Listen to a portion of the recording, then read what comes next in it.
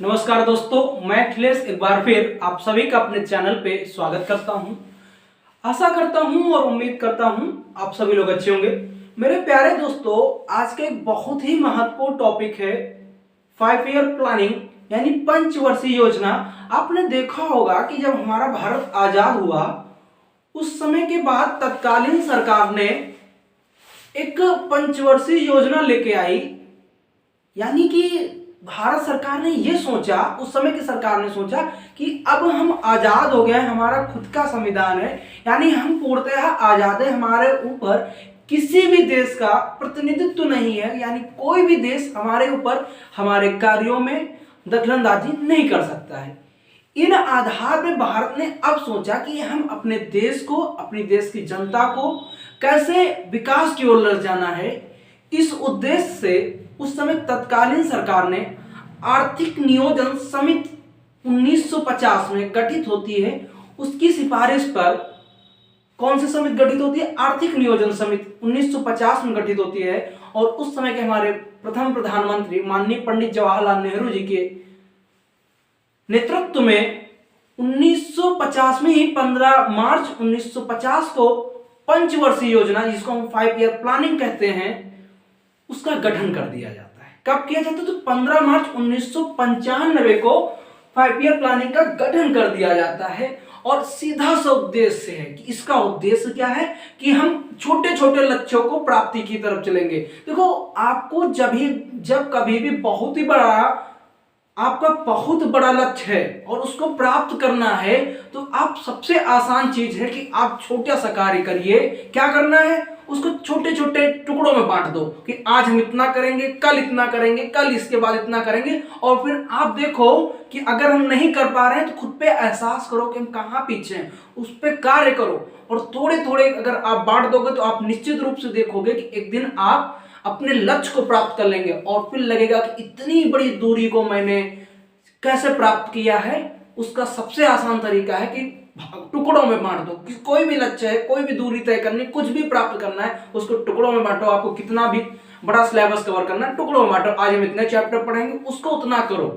उसी तरीके से उस समय की तत्कालीन सरकार ने यह कहा कि हम भारत को विकास की ओर ले जाएंगे, लेकिन क्या करेंगे? हम लोग 5 वर्षों का लक्ष्य रखेंगे कि हम इन 5 वर्षों पे इस पे विकास करेंगे, फिर अगले 5 वर्षों पे इस पे करेंगे। ऐसा का पूरा 5 ईयर प्लान लेके आती थी भारत सरकार। और भारत सरकार उस पर एग्जीक्यूटिव करती थी, यानी कार्य करती थी। और कई बार हम देखेंगे कि भारत सरकार ने लक्ष्य से ज्यादा चीजों को प्राप्त किया है। और कई बार कई सारी समस्याओं को जैसे हम पीछे भी रहे हैं, तो निश्चित तौर पे आप सफलता प्राप्त करने के लिए जब जाते हैं तो कई बार असफल होते हैं। लेकिन जब आपका एक रिजल्ट आता है और जिसमें आपका नाम होता है उस पीडीएफ में, उसके बाद आपकी सारी कमियां छुप जाती हैं। उसी तरीके से आइए देखते हैं, बहुत ही महत्वपूर्ण टॉपिक है। किसी भी एग्जाम में पूछा जाता है, अगर जहां पे इकोनॉमिक्स आनी है तो 1-2 क्वेश्चन मेरा मानना है कि जरूर पूछा जाता है। और वाकई में जानने योग्य है कि आपका भारत आजादी के पास किस तरीके से विकसित हुआ। तो आइए बहुत ही अच्छी कहानी के द्वारा हम आपको समझाने की कोशिश करेंगे। चलिए देखते हैं। 15 मार्च 1950 को जब योजना आयोग का गठन हो जाता है, उसके बाद जब पहला 5 ईयर प्लान बनता है, वो बनता है 1951 से लेकर 1956 तक चलता है। देखिए, मैं आपको बता दूं, एक तरफ हमने लिखा है योजना, यानी कौन से नंबर की चलेगी।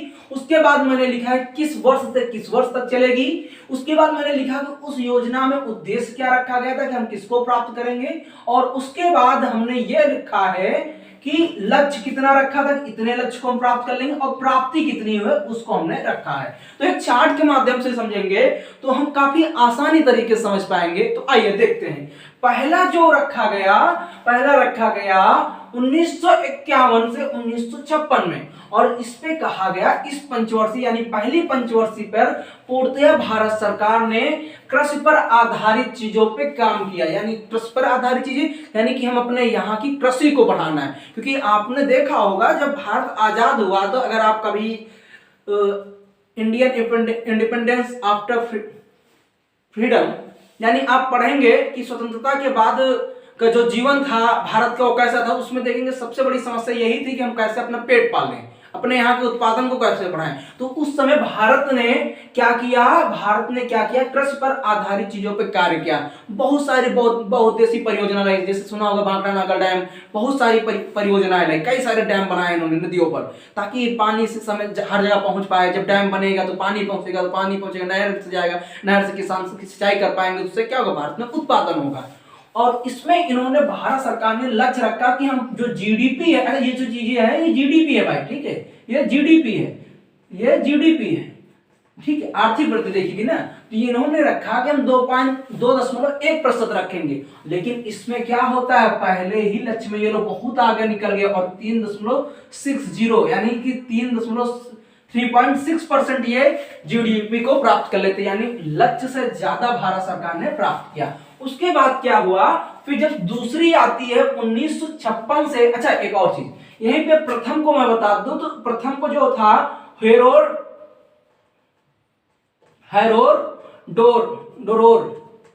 मॉडल पर आधारित, ये हेरोडोर मॉडल पर आधारित है। तो पूछा जाता है कभी कभी कि जो प्रथम पंचवर्षीय योजना थी किस मॉडल पे आधारित थी, तो हेरोडोर मॉडल पर आधारित थी। तो प्रथम पंचवर्षीय योजना किस मॉडल पर आधारित थी, हेरोडोर मॉडल पर आधारित थी। उसके बाद जब दूसरी की बात करें तो 1956 से 61 तक दूसरी चलती है, और इसमें लक्ष्य को रखा गया कि अब हम अपना औद्योगिक विकास करेंगे। क्यों, क्योंकि हमने अपना कृषि का विकास कर लिया है। अब एक चीज सोचिए ना, थोड़ी कहानी सेट करो कि भारत में अगर उत्पादन ज्यादा होगा, यानी कृषि अच्छी तो उत्पादन ज्यादा। अब जब उत्पादन ज्यादा होगा तो हम व्यापार की तरफ जाएंगे, कहां जाए, ट्रेड की तरफ जाएंगे। ट्रेड के लिए क्या करना होगा, इंडस्ट्रियलाइजेशन यानी औद्योगिकरण करना होगा, यानी फैक्ट्रियां लगानी होगी, मिल लगानी होंगे, मिल से क्या होगा, उसको और अच्छे से सफाई कर पाएंगे उस वस्तु को, उसके बाद हम विदेशों में बेच पाएंगे, ऐसा टारगेट था। तो क्या कहा गया कि हम औद्योगिक विकास करेंगे, अपने यहाँ पे इंडस्ट्री विकास करेंगे। और इन्होंने कब से कब 1956 से 61 के दौरान ये रखा, और फिर कब से कब 4.5% लक्ष्य की प्राप्ति रखी थी। हालांकि इसमें भारत सरकार लक्ष्य को नहीं प्राप्त कर पाई, लेकिन लक्ष्य के आसपास जरूर पहुंची और 4.1% का लक्ष्य यानी कि 4.1% की जीडीपी को प्राप्त किया। उसके बाद जब तीसरी बात आई तो तीसरी बातों में क्या किया गया, 1961 से 1966 के दौरान। इसी समय क्या हो रहा है, आपने देखा पंडित जवाहरलाल नेहरू का देहांत हो जा रहा है। उसके बाद लाल बहादुर शास्त्री क्या बन रहे हैं, वहां ताशकंद में जाके इनकी मृत्यु हो जाती है। इसी समय के दौरान की सारी कहानियां हैं। तो 1961 से 1966 के दौरान कहा गया था कि अब हम अपनी इकोनॉमी को विकास की ओर ले जाएंगे, यानी उसको और स्पीड में देंगे, स्पीडी करेंगे और तेज विकास करेंगे, इकोनॉमी आर्थिक विकास। तो तीसरी में रखा कि आर्थिक व्यवस्था को गति देंगे, यानी कि इकोनॉमिक की ग्रोथ करेंगे, तेजी से ग्रोथ करेंगे उसको। तो इसमें कितना रखा, 5.6% रख लिया, लेकिन प्राप्ति कितनी हुई, लगभग आधी। देखें तो लगभग आधी के आसपास पहुंचे हैं, यानी कि थोड़ा सा हम काफी इसमें पीछे रहे, यानी आर्थिक विकास नहीं हो पाए। क्यों नहीं हो पाए, रीजन था, देखो उसी समय भारत के प्रथम प्रधानमंत्री पंडित जवाहरलाल नेहरू का देहांत हो जाता है। उसके बाद इसी दौरान देखो, इन्हीं के टाइम पीरियड में देखो लाल बहादुर शास्त्री का ताशकंद में जाके एक संवेदनशील मुद्दे पे हो गया उनका देहांत, मतलब आज तक पता ही नहीं चला कि क्या हुआ। उसके बाद इंदिरा गांधी सरकार में आती है, तो ऐसी शुरुआत हुई थी, इसलिए इसमें हम उतना कार्य नहीं कर पाए। फिर जब हमारी चौथी आती है 1969 से लेकर 74 के बीच में। अच्छा, अब आप देखोगे तो इसमें लगभग 3 सालों का गैप हुआ है। यहां पे लगभग 3 सालों को गैप हुआ। तो आप देखिए, आपको पता होगा 1966 में युद्ध होता है भारत और पाकिस्तान का। जब 1966 में युद्ध होता है और भारत और पाकिस्तान का, तो उस स्थितियों में भारत युद्ध तो जीत जाता है, परंतु क्या हो रहा है, उस समय भारत युद्ध तो जीत जा रहा है, परंतु हो क्या रहा है कि भारत में उस समय स्थिति ऐसी नहीं थी कि युद्ध लड़ा जाए। समझ पा रहे हो, उस समय की स्थिति ऐसी नहीं थी कि युद्ध लड़ा जाए। इसलिए क्या हुआ, हमारे यहाँ पे कहीं ना कहीं और समस्या आई। इसलिए हमने 3 साल का यहाँ पे योजना आयोग ने क्या किया, ब्रेक लिया। और जब 5वीं शुरू होती है तो 1969 में शुरू होती है। कब होती है, 1969 में, और 74 तक चलती है। इसमें भी रखा गया कि आर्थिक विकास का और आत्मनिर्भर बनेंगे। अब हम क्या करेंगे, आर्थिक विकास पर ध्यान देंगे और आत्मनिर्भर बनेंगे। ऐसा क्यों, फिर देखो मैं बता रहा हूं, 1966 में चलो और याद करो जब लाल बहादुर शास्त्री ने क्या कहा था। लाल बहादुर शास्त्री ने जय जवान जय किसान का नारा दिया था। क्यों दिया था, इसकी कहानी समझो, आज बहुत बढ़िया कहानी है, जरा समझिए। 1966 के पहले देखे भारत में लगभग क्या था कि भुखमरी की हालात आ गई थी। उस समय भारत में खाने के लिए गेहूं नहीं था, कोई अन्न नहीं था, कोई अनाज नहीं था। उस स्थितियों में भारत ने यूएसए से गेहूं की मांग की कि हमारे यहाँ पे अभी समस्या है, आप हमें गेहूं भेज दो। 1965-66 के दौरान की बात मैं बता रहा हूं, जब लाल बहादुर शास्त्री जी जिंदा थे। उस दौरान क्या हुआ, यूएसए ने गेहूं तो भेजा, लेकिन जिस रास्ते आ रहा था वो गेहूं इतना खराब था कि उसमें कीड़े पड़े थे। मतलब आप ये कह सकते हो, देखो जब कई दिनों तक गेहूं में पानी डाले जाए सड़ जाते हैं एकदम। देखा होगा कई बार कि आप मिलों में, गांव में जो सरकारी केंद्र होते हैं, सहकारी केंद्र जहां पे गेहूं की खरीदारी होती है, वहां पे देखोगे जो गेहूं गिर जाते हैं बरसात में, भीग जाते किस तरह सड़ जाते, उस तरह के गेहूं था। और जब वो गेहूं भेजा तो जो समुद्री मार्ग के रास्ते आ रहा था उसमें गेहूं उतराने लगा, और वो गेहूं इतना खराब था उसी में उतराने लगा। मतलब इतना खराब था कि आप सोच लो कि यूएसए कभी भारत को बढ़ता नहीं देख सकता। उसके अंदर एक प्रवृत्ति है कि उससे बड़ा सर्वोच्च कौन ही बन पाए। उसने इस तरीके की उसने हरकत की। फिर उसके बाद क्या हुआ, फिर लाल बहादुर शास्त्री ने क्या किया, अपने एक दिन अपनी पत्नी से कहा कि आज खाना नहीं बनेगा, परिवार आज घर में खाना नहीं बनेगा। और आप लाल बहादुर शास्त्री जी के बारे में पढ़े तो पता चलेगा कि शास्त्री जी तो एक धोती में पूरी जिंदगी गुजार दी है। उनकी पत्नी भी बड़ी शांति स्वभाव से रहती थी, मतलब कोई मतलब नहीं थी भारत के प्रधानमंत्री, लेकिन कोई भी वो मतलब नहीं था, समझ रहे हो, ऐसे थे हमारे शास्त्री जी। तो शास्त्री जी ने अपने परिवार में कहा कि आज पूरा दिन खाना नहीं बनेगा। ठीक है, तो फिर शास्त्री जी ने क्या किया, जब देखा कि उनके बच्चे और उनका परिवार एक दिन भूखा रह गया, कोई दिक्कत नहीं हुई, तो फिर उन्होंने कहा कि अगर भारत का हर एक व्यक्ति एक एक दिन व्रत रखे तो भारत के लोगों के अंदर यूनिटी सिस्टम स्ट्रांग हो, यानी कि जो भारत की यूनिटी है वो भी भारत के लोगों की यूनिटी स्ट्रांग हो जाएगी, यानी हम कई सारी बीमारियों से लड़ने के लिए मजबूत हो जाएंगे। साथ ही साथ हमारे यहाँ पे अगर हर एक परिवार प्रतिदिन एक एक दिन क्या रखेगा, हर एक परिवार एक एक दिन क्या रख ले, व्रत रख ले, तो भारत में कुछ लंबे समय तक अनाज चल पाएगा। तब तक हम अपने यहाँ पे अनाज की सुविधा को शुरू कर लेंगे। समझ में आया? तो इस समय लाल बहादुर शास्त्री ने एक नारा दिया कि अब प्रत्येक भारतीय लोगों का एक प्रत्येक परिवार सप्ताह में एक दिन क्या करेगा, व्रत रखेगा। उसके बाद उन्होंने वहीं से नारा दिया जय जवान जय किसान, कि अब हमारे यहाँ पे जवान क्या करेंगे, सीमा पर रक्षा करेंगे। क्योंकि 1965 और 66 में कौन सा युद्ध हो रहा, पाकिस्तान वाला युद्ध हो रहा है, तो अब हमारी सीमा पर रक्षा कौन करेगा, जवान करेंगे। यानी वो हमारे लिए कौन है, भगवान है। और अन्न हमें कौन देगा, वो किसान देगा, तो वो हमारे लिए कौन हुआ, भगवान है। इसीलिए लाल बहादुर शास्त्री ने कौन सा नारा दिया, जय जवान जय किसान। ये कहानी समझ में आई, यही कहानी थी। तो इस दौरान ये जो गैप होता है इसका सबसे मुख्य रीजन यही सारी दो चीजें होती है। एक तो यूएसए की ऐसी हरकत, भारत में आर्थिक मतलब भारत में कह सकते हैं कि खाद्य की समस्या, और दूसरी बात पाकिस्तान वाला युद्ध। उसके बाद तो देखें जब पांचवी आती है, ये पांचवी कहा, ये चौथी है ना, चौथी जब आती है 1969 से 74 तक, तो इसमें क्या हो रहा है, आर्थिक विकास, यानी हम फिर से अपनी इकोनॉमी का ग्रोथ करेंगे तथा आत्मनिर्भर बनेंगे। अब हम किसी देश पे आत्मनिर्भरता पे कार्य नहीं करेंगे, हम किसी देश पे आत्मनिर्भर नहीं रहेंगे, हम अपने आप में आत्मनिर्भर हैं। हम किसी देश पे निर्भर नहीं रहेंगे, हम आत्मनिर्भर हो जाएंगे, यानी कि हम अपने आप से अपनी ग्रोथ करेंगे। उस स्थितियों में आपने सुना होगा कि हमारे स्वामीनाथन थे, उन्होंने क्या लाया, हरित क्रांति लाया। हरित क्रांति मतलब समझ रहा हो ना, हरित क्रांति समझ रहे हो मालिक, हरित क्रांति वही गेहूं का उत्पादन। अब हम क्या करेंगे, अपने यहाँ पे खूब, तभी तो दो चीजों को क्या लिखा, हाइब्रिड बीज लाए थे जब खूब खेती पैदावार होगी। तो यहीं पे आती है एम एस स्वामीनाथन की कहानी, और इसी दौरान लाते हैं ये, ठीक है, एम एस स्वामीनाथन इसी दौरान लाते हैं। उसके बाद तो इसमें इन्होंने लक्ष्य कितना रखा, 5.7 का, लेकिन प्राप्ति हुई 3.3 की।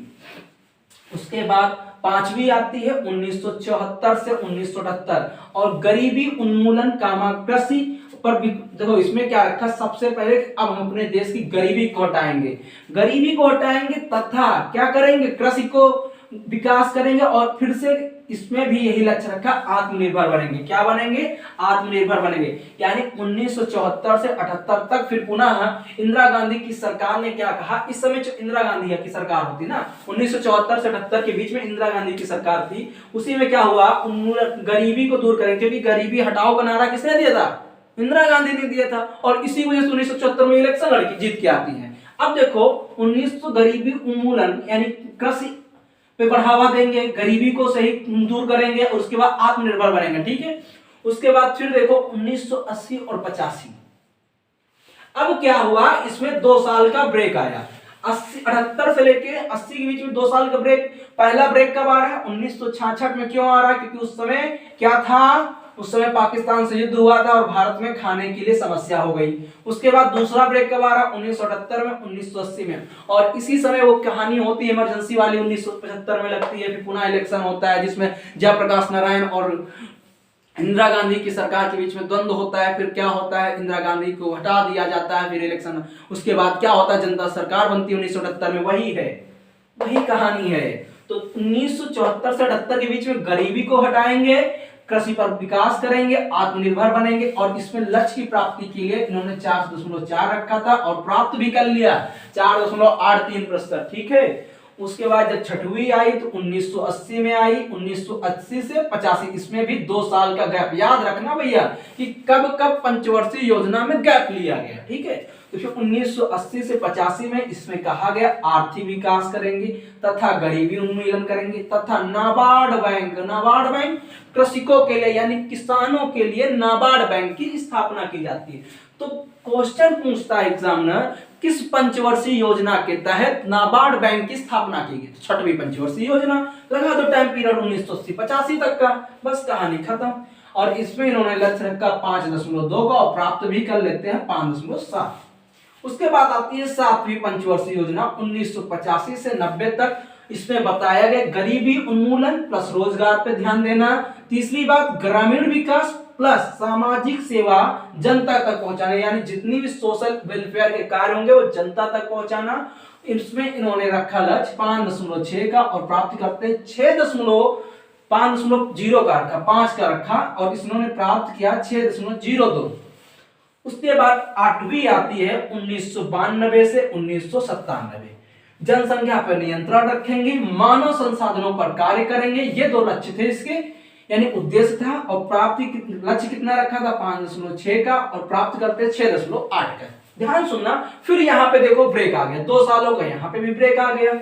एक पहला का बार ब्रेक जरूर याद रखना और बाकी सीक्वेंस में जोड़ते जाना, बस ये याद रखो कि कौन सा ब्रेक था। तो देखो पहला आता है 66 में, शुरू कब होता है 69 में। दूसरा आता है 78 में, शुरू कब होता है 80 में। तीसरा आता है 90 में, शुरू कब होता है 92 में। बस ब्रेक खत्म, इतनी बात, बस ऐसे याद करो, काम खत्म। उसके बाद अब ये देखो जो 2 साल का ये ब्रेक था, इसकी कहानी सुन लो जरा। देखो इसी दौरान क्या होता है, बीपी मंडल आयोग आता है जिसमें विश्वनाथ प्रताप सिंह की सरकार होती है। उन्होंने ओबीसी का आरक्षण की बात करती, ये कहानी 1990 के दौरान ही हुई।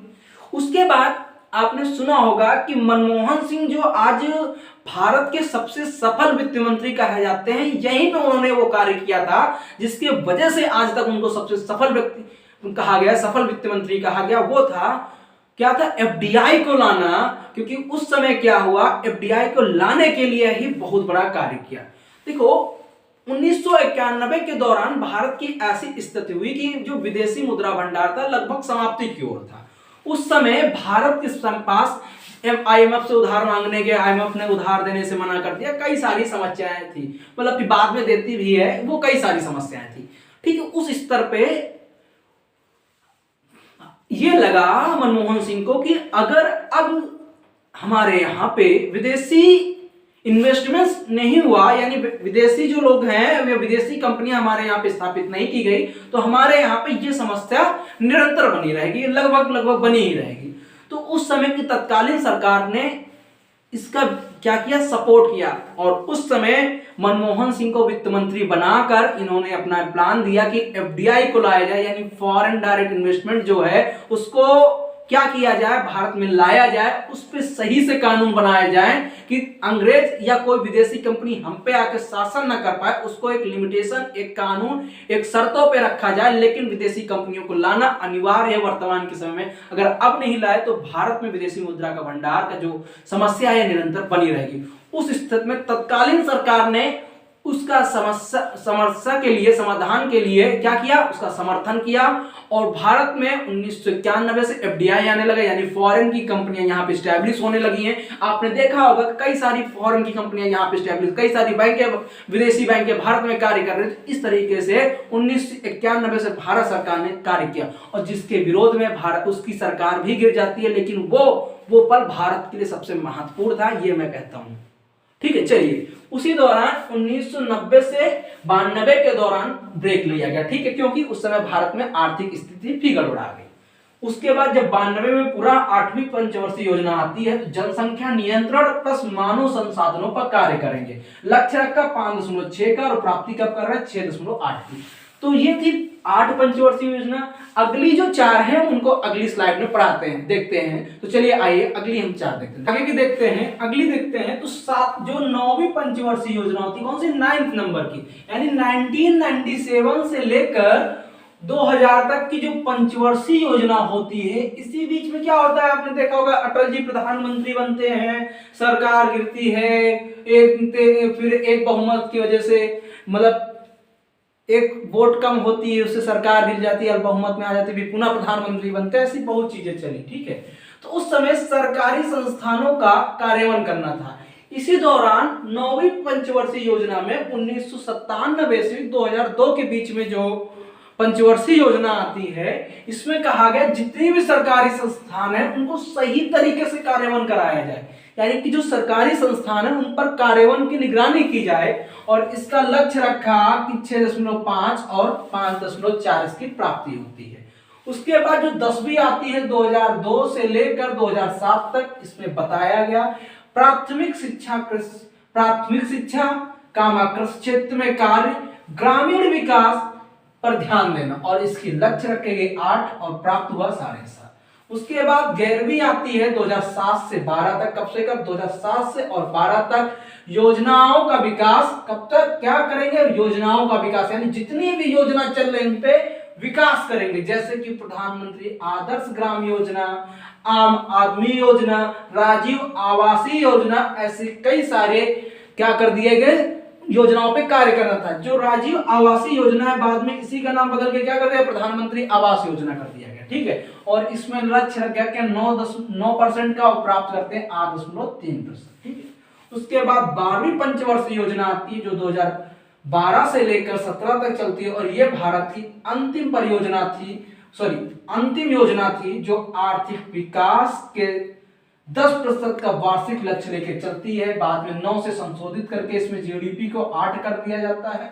कोई मतलब नहीं निकला, क्योंकि इसी समय देश में भारतीय जनता पार्टी की क्या आती है, सरकार आती 2014 में। आपको पता होगा मई में प्रधानमंत्री मोदी जी नियुक्त होके आते हैं, और इनके द्वारा क्या किया जाता है कि 15 अगस्त 2014 से ही ये जो प्लानिंग कमीशन चल रहा था 5 ईयर से, जो योजना आयोग चल रहा था प्लानिंग कमीशन, इसको क्या कर दिया गया, कमीशन को समाप्त कर दिया, यानी योजना आयोग को खत्म कर दिया गया। और फिर क्या किया गया, 1 जनवरी 2015 से क्या किया गया, नीति आयोग, क्या किया गया, नीति आयोग बनता है। और जिसके अध्यक्ष कौन होते हैं, तो भारत के प्रधानमंत्री। नीति आयोग के अध्यक्ष कौन होते हैं, भारत के प्रधानमंत्री। और नीति आयोग के प्रथम उपाध्यक्ष कौन थे, गुलजारी लाल नंदा जी। नहीं, गुलजारी लाल नंदा नहीं थे, दूसरे थे, मुझे याद नहीं आ रहा, चेक कर लीजिएगा। गुलजारी लाल नंदा तो योजना आयोग के थे। ठीक है, तो नीति आयोग के जो अध्यक्ष थे, अध्यक्ष कौन होता है, भारत के प्रधानमंत्री होते हैं। और उपाध्यक्ष मुझे इस समय याद नहीं आ रहा, आप लोग देख लीजिएगा, नहीं तो हम कमेंट सेक्शन में नीचे दे देंगे। तो ठीक है, तो यानी समझ में आया कि आपकी ये जो पूरी थी 5 ईयर प्लानिंग, पंचवर्षीय योजना कैसे कैसे कार्य किया, कब तक चली, 2017 तक जो चली, बीच में ही रोक दी गई, यानी 2017 तक चलना था, बीच में रोक के उसको समाप्त करके क्या कर दिया गया, नीति आयोग शुरू किया गया। समाप्त कब किया गया, तो 15 अगस्त 2014 को समाप्त कर दिया गया। उसके बाद 1 जनवरी 2015 से क्या लाया गया, नीति आयोग लाया गया। नीति आयोग क्या लाया गया, नीति आयोग लाया गया।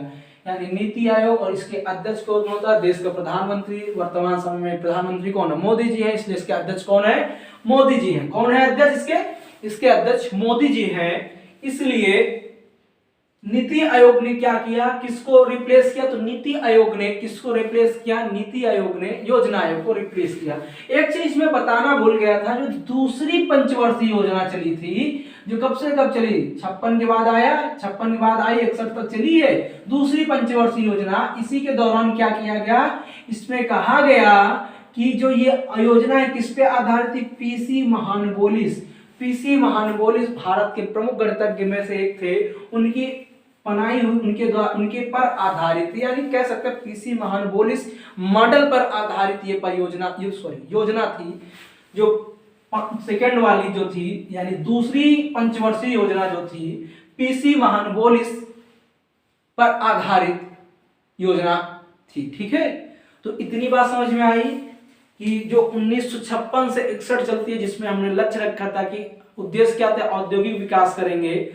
उसके बाद जितना 4.3 रखे थे, उसके बाद प्राप्त करते 4.1, तो वो कौन थी? पीसी महानवोलिस पर आधारित थी। तो पहली क्या थी? हेरोडोरोर मॉडल पर, दूसरी पीसी महानवोलिस पर थी। बाकी जितनी भी मैंने पढ़ाई पूरी कहानी बताई है, कहानी के हिसाब से करोगे तो याद हो जाएगा, ऐसे जिंदगी भर पढ़ते रहो, कुछ नहीं आता। ठीक है, तो आज के लिए इतना ही। अगर अच्छा लगा तो अपने दोस्तों के साथ शेयर करें, सब्सक्राइब करें चैनल को। आज के लिए इतना ही, धन्यवाद। जय हिंद, जय भारत।